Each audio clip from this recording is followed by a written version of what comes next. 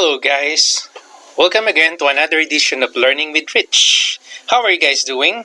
So in this topic, I'm going to continue my mechanical project exercise by showing you how Revit 2017 size a duct or size a ducting.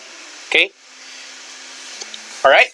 Okay, so let's get started. So what I'd like to do in this video is I'm going to show you how Revit can automatically size the ductwork based on the system.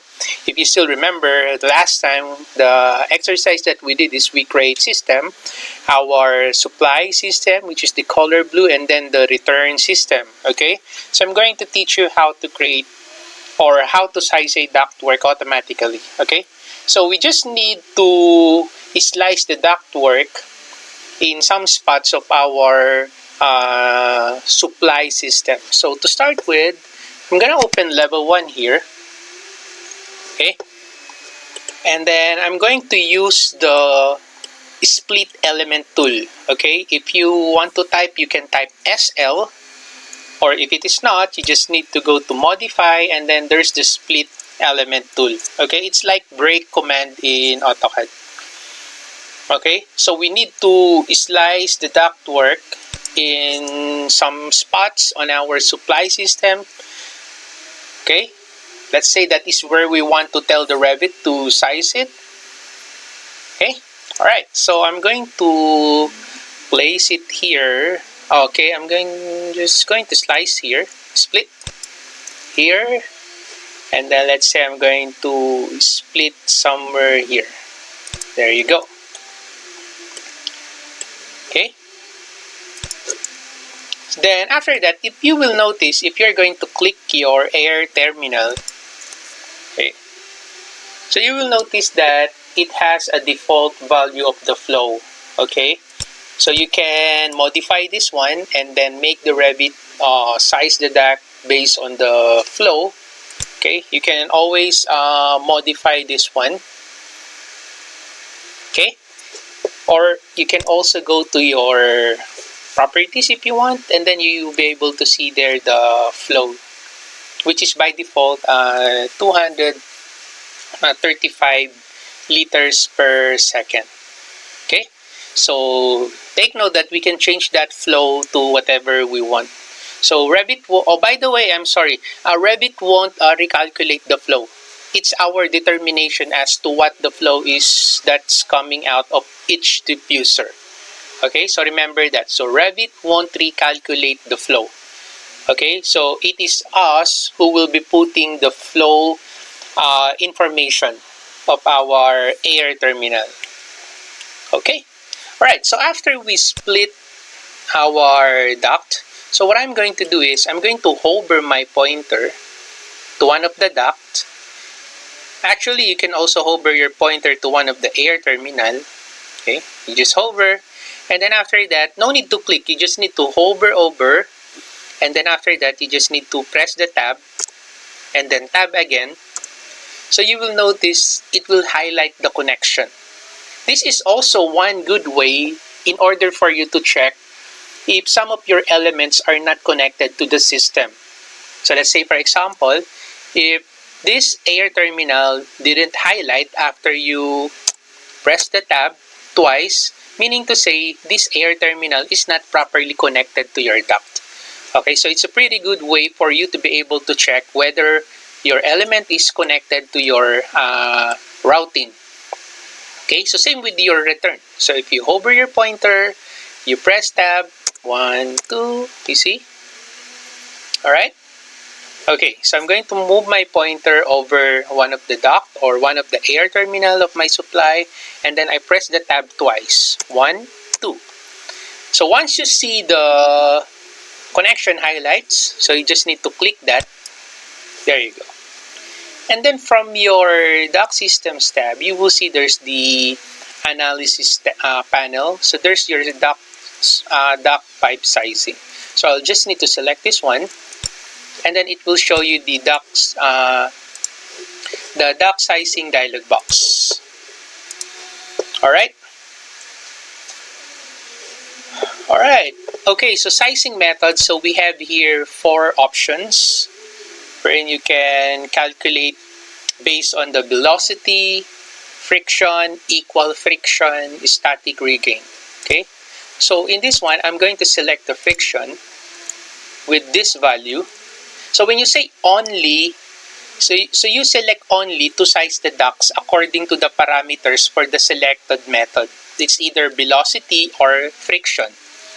So if you select here only, so it will only calculate based on the value of your friction. If you select end, okay, and to 4 sizing ducts to meet the parameters that you specify for both velocity and friction. So you will notice if it is only, this portion is only highlighted. If it is end, friction, and velocity, this one becomes available.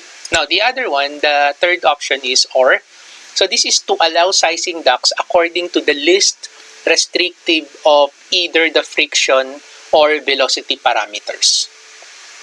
Okay, so I'll just use the friction here, and then after that you can specify the constraint.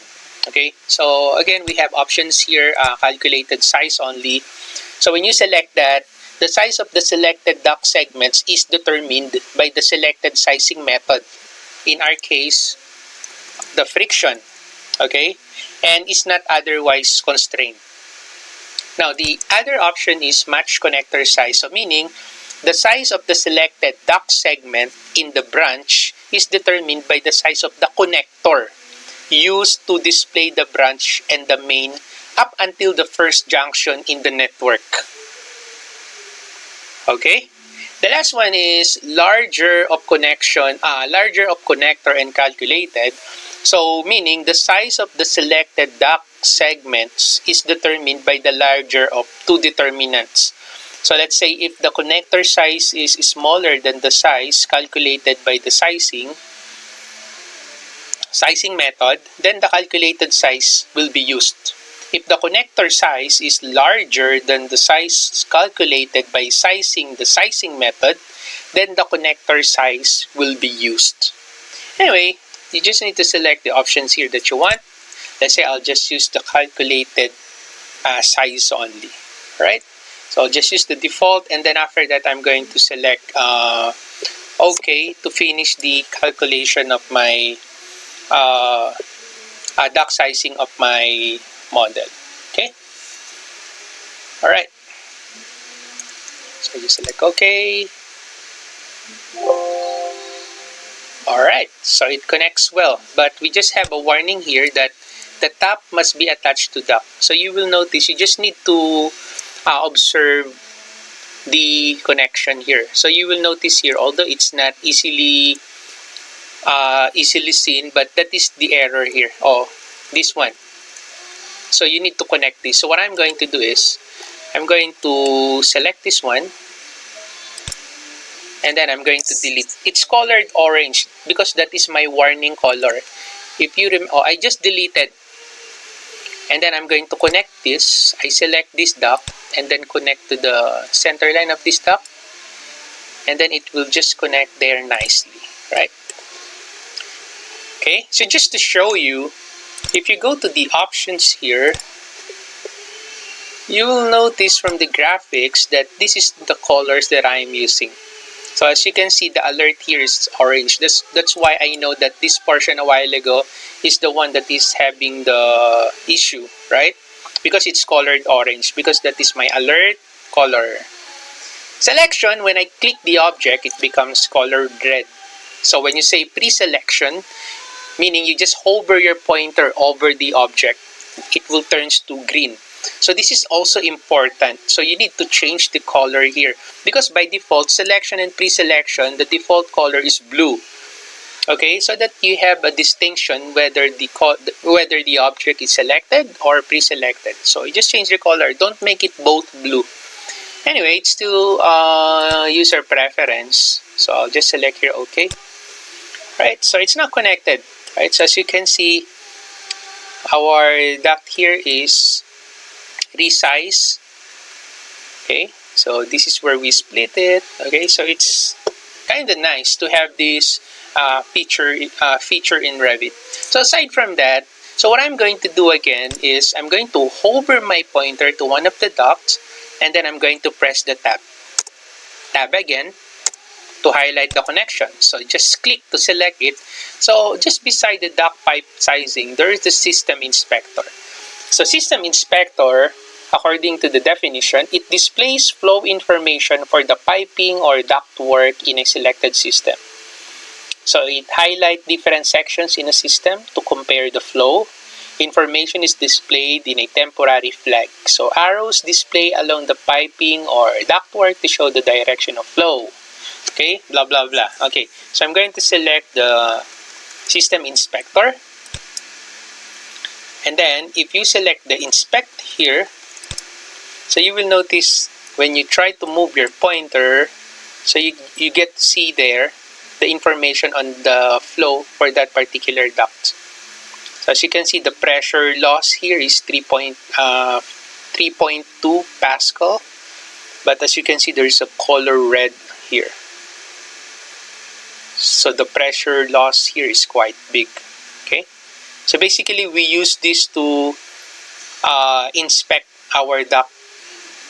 Okay. Regarding the pressure loss, the flow, okay, the pressure. Okay. So it's quite useful also, especially to the designers. Okay.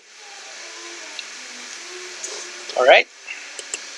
And then once you finish inspecting your layout, you just need to select finish. There you go. Alright? Alright. So, that's it for this exercise. It's not that difficult to resize or to size your ducting or piping. Okay? You just need to lay out your duct, connect your terminals properly to the duct. Okay, so I hope you learned something from this video. If you have any comments, questions, or suggestions, you can put it on the comment section below. And again, as always, I'll get back to you as soon as I can. And don't forget to like my videos and subscribe to my YouTube channel. And also try to visit my blog site, which is learningwithrich.wordpress.com. Okay. And once again, thank you for watching. Bye-bye.